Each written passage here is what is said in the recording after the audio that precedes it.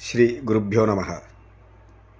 మీరు వ్యాపారంలో ఇబ్బందులు పడుతున్నట్లయితే, వ్యాపారంలో నష్టాలను చవిచూస్తున్నట్లయితే ఈ చిన్న పరిహారాన్ని పాటించి మీ వ్యాపార సమస్యలను చక్కదిద్దుకోవచ్చు.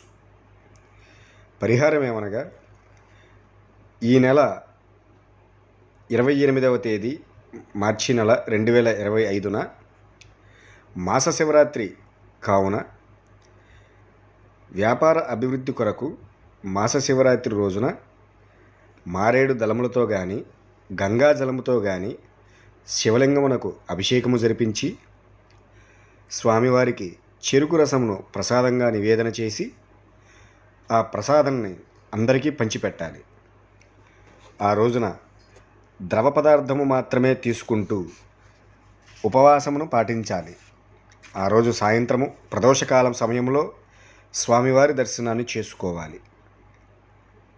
ఇలా చేసినట్లయితే ఈ యొక్క చిన్న పరిహారం వలన వ్యాపారంలో సమస్యలు తొలగి అభివృద్ధి కనబరుస్తుంది. ఓం నమః శివాయ.